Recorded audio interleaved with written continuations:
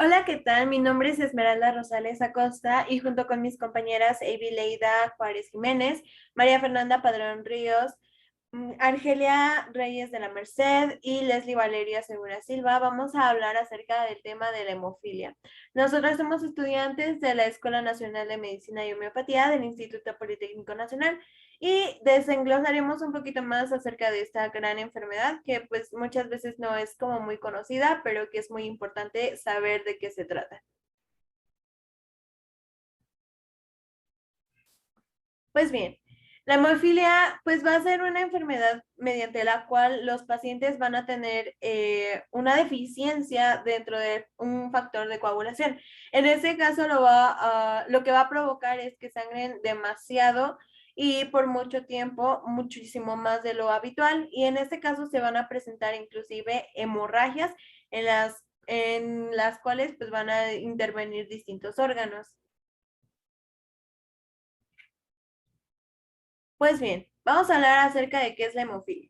La hemofilia va a ser una enfermedad que tiene un origen genético recesivo y va a estar ligado al cromosoma X, mediante la cual pues vamos a encontrar distintos genes que pues van a codificar ciertos factores hemostáticos, entre los cuales vamos a encontrar el factor o el gen 8 y el gen 9. En este caso vamos a encontrar que van a haber trastornos hemorrágicos hereditarios y pues básicamente la sangre no va a coagular correctamente.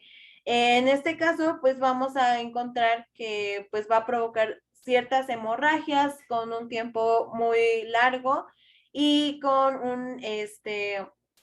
una cantidad excesiva de la sangre en cada lesión que este paciente pues se pueda ocasionar.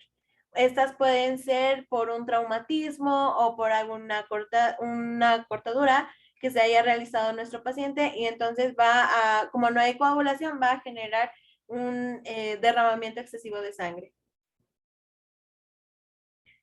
Y pues bueno, algunas de las causas que vamos a encontrar van a ser por mutación o por un cambio de los genes. Y en este caso, este gen va a ser el que va a dar la instrucción para producir las proteínas del factor dentro de la coagulación que van a ser las necesarias para coagular la sangre. Por este medio, por este tipo de mutaciones, pues se va a generar que la proteína no funcione correctamente y no haga su proceso de coagulación correcto. En este caso, estos genes se van a localizar en el cromosoma X. Y pues básicamente como el hombre tiene una sola copia del gen X y la mujer tiene dos copias, es posible que solo la mujer pueda ser portadora, pero no pueda tener sintomatología de esta enfermedad. Cosa contraria con el hombre que a pesar de que es el portador, él sí va a generar sintomatología de esta enfermedad, él es el que la va a tener como más presente. Y pues bueno, esta enfermedad la vamos a encontrar aproximadamente en una de cada 5,000 nacimientos dentro de los varones. Y pues básicamente la prevalencia que vamos a encontrar dentro de la población se estima en uno de cada 12,000 personas. En México la vamos a encontrar en aproximadamente 5,221 personas que han sido afectadas por esta enfermedad y aproximadamente 1,092 mujeres han sido quienes han podido transmitir esta enfermedad a sus hijos.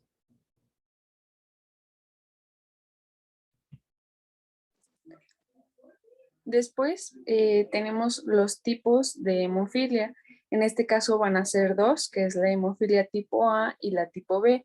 Y como podemos ver en las respectivas imágenes, la hemofilia de tipo A es la que se encuentra más presente en la población, es decir, la más común. Y tenemos de un 80 a 85% de los casos. Lo que va a tener este tipo de hemofilia es que va a tener el factor 8, ya sea disminuido o totalmente ausente. La siguiente es el tipo B y este solo va del 15 al 20% de los casos. De la misma manera que la anterior va a estar disminuido o ausente, pero en este caso va a ser el factor 9. La siguiente, por favor. Dentro de la clasificación tenemos tres, que es leve, moderada y grave. La leve va a ser aquella en la cual vamos a tener las hemorragias, pero estas van a ser provocadas por traumatismos o cirugías importantes. Y bueno, las hemorragias espontáneas pues no son muy comunes. Esto va de su factor de coagulación va de entre el 5 y 40%. Por ciento. La siguiente es la moderada y esta van a ser eventos espontáneos ocasionales, los cuales, a diferencia de los anteriores, es que son prolongados y por lo mismo, por traumatismos y cirugías menos graves. Aquí el factor de coagulación va de menos del 1%. Y la última, que es la grave, vamos a tener o se van a presentar las mismas hemorragias, pero estas ya van a ser en articulaciones o músculos. Y va de entre el 1 y menos del 5%. Y como lo podemos ver en nuestra imagen del lado derecho, los niveles de nuestros factores, de acuerdo al nivel que presente la persona. Siguiente, por favor. Bueno, yo les voy a hablar acerca de la genética de la hemofilia A y B. Como ya mencionamos, la hemofilia es un trastorno hereditario. Esto quiere decir que se va a transmitir por un gen. El gen es el que contiene las instrucciones para crear el factor coagulante en el cromosoma X. Hasta el momento hay múltiples mutaciones genéticas conocidas. Sin embargo, la más importante de la hemofilia A es la mutación del intrón 22, que es el causante más común de la hemofilia severa o grave. Y respecto a la hemofilia B, también se han descrito múltiples mutaciones genéticas. Sin embargo, el más prevalente es el fenotipo Leiden. El fenotipo Leiden es una mutación en uno de los factores de coagulación. Este aumenta la probabilidad de desarrollar coágulos de sangre anormales con mayor frecuencia en piernas y pulmones. Los defectos genéticos de los pacientes con este fenotipo están relacionados con la región del nucleótido 40 de la secuencia promotora. Se cree que estas mutaciones afectan a regiones importantes para unirse a hormonas esteroideas, tales como son los andrógenos, e incrementan el factor de la expresión 9. Siguiente, por favor.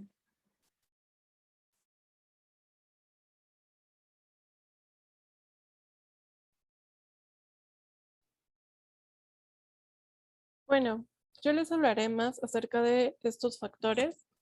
El primero de ellos va a ser el factor 8, que este gen que codifica el factor 8 se localiza en la banda distal del cromosoma X, específicamente en la porción XQ28. Bueno, el factor 8 maduro está integrado por 2332 aminoácidos. En su estructura vamos a tener una cadena pesada compuesta por los dominios A1 y A2 y una cadena ligera compuesta por los dominios A3, C1 y C2. En el centro del factor 8 va a haber un dominio B, pero se desconoce su función. Y los principales sitios de síntesis para este factor vamos a tener que van a ser el hígado, el riñón, el vaso y el endotelio de los vasos sanguíneos. Este factor pues es una proteína lábil susceptible de degradación. Por tal motivo siempre va a tener que estar unido a el factor llamado Van Willebrand, el cual le ofrece resistencia a la degradación proteolítica durante su forma inactiva. Cuando se separa de este factor, se convierte en blanco de otros factores de coagulación, tales como lo son los factores 10A, el 9A y la proteína C activada y la trombina. Bueno, el factor 8 es indispensable para la activación del complejo tenasa por parte de la vía intrínseca de la cascada de coagulación, así como también el modelo celular de la coagulación, ya que el factor 8 tiene una participación muy importante en la fase de propagación. Esto explica por qué un paciente con hemofilia A es incapaz de producir cantidades suficientes del factor 10A que puedan sobrepasar la vía del inhibidor del factor tisular, y la hemorragia pues aquí va a ser inevitable. Ahora, el siguiente factor es el 9, que este también, el gen que codifica a este factor se encuentra localizado en la banda distal del cromosoma 10, específicamente en la porción XQ27. Este gen tiene una longitud de 38 kilobases y consta de 8 exones. Codifica un ARN mensajero que sintetiza el factor 9 en forma de una proteína de 415 aminoácidos. El producto final contiene al menos dos regiones importantes dentro de su estructura. Una región catalítica, que aquí lo tenemos, es la cadena de abajo, donde dice sitio catalítico. Pues esta va a estar diseñada para su sitio de unión al factor 8, una región CLA que necesita un proceso de gamma carboxilación para activar al factor 9 antes de su unión al factor 8. Y también tiene dos dominios GF. Estos son factor de crecimiento epitelial. Ahora, la unión y activación del factor 8 con el factor 9 se lleva a cabo en la superficie de las membranas celulares. A su vez, el factor 9 es activado durante la fase de iniciación por el complejo de factor tisular factor. Y también por el factor 11A. Esto va a ser en la fase de propagación. Y al igual que en la hemofilia A, en la hemofilia B no se pueden producir las cantidades suficientes del factor 10A por la deficiencia de este factor 9, y el paciente también va a tender a la hemorragia.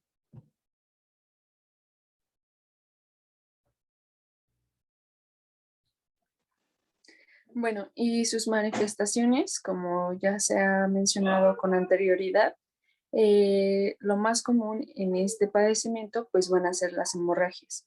Dentro de ellas tenemos las más importantes, que van a ser localizadas en las articulaciones, principalmente en lo que son rodillas,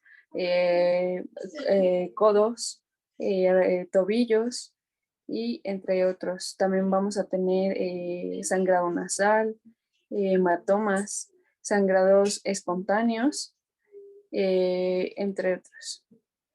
La siguiente, por favor.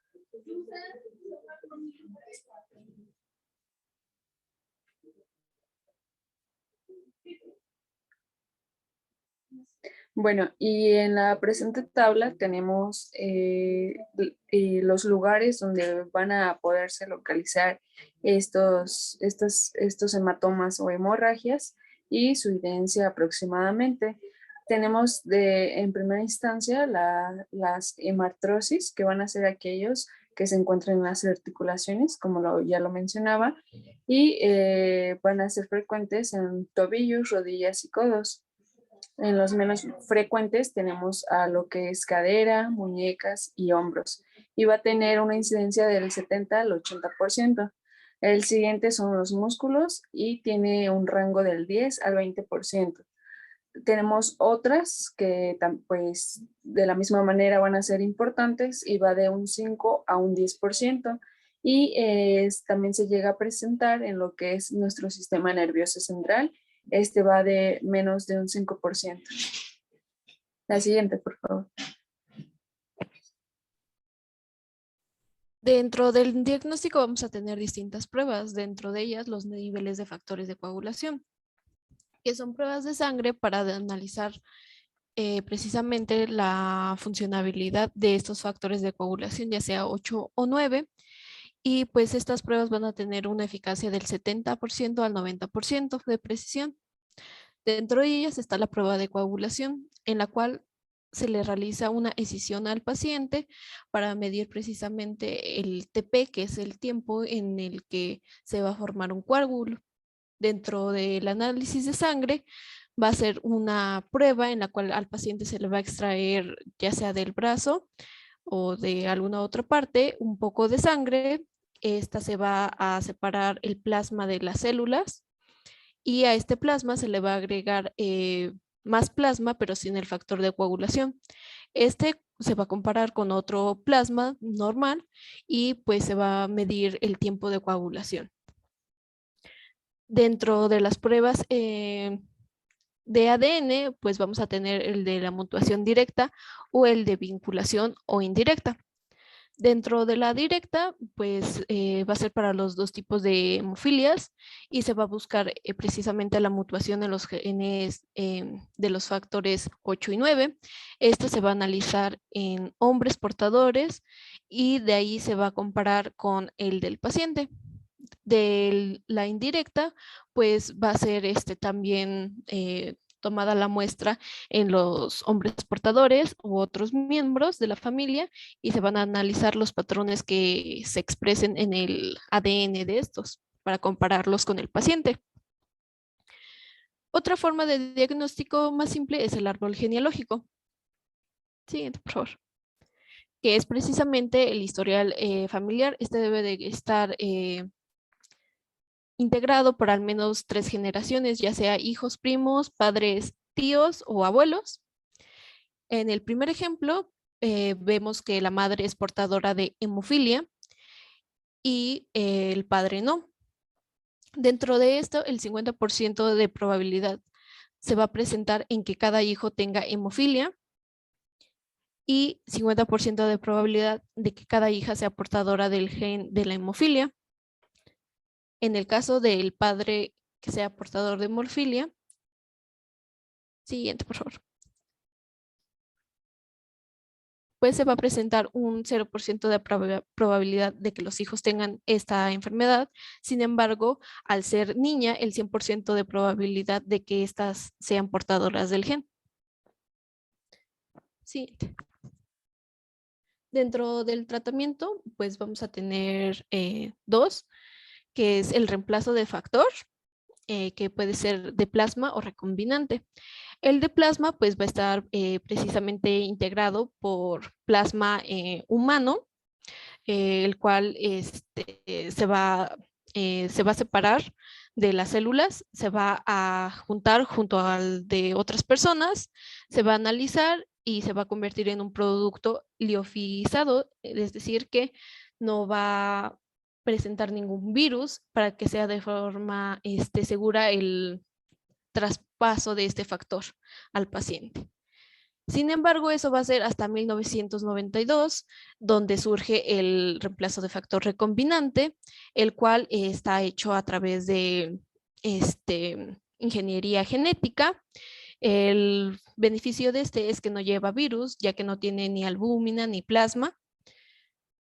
Y dentro de la terapia genética, pues está el ácido aminocaproico, el cual puede estar en dos formas o presentaciones, que puede ser en pastilla o inyección.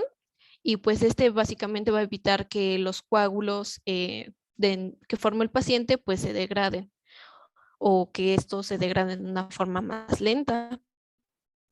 También vamos a tener el emicizumab, que va a ser una inyección que va a reducir la frecuencia de los episodios hemorrágicos que ya comentaba mi compañera.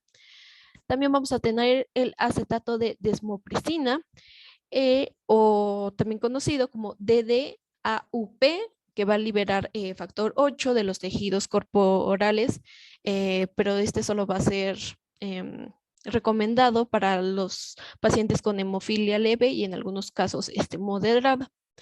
Dentro de los tratamientos novedosos está la inhibición de la vía TFPI, el cual es un procedimiento en el cual se va precisamente a inhibir la vía que va a controlar que las personas hagan un exceso de coagulación. Y debido a que pues estos no presentan una coagulación adecuada, pues se busca inhibir eso. Siguiente.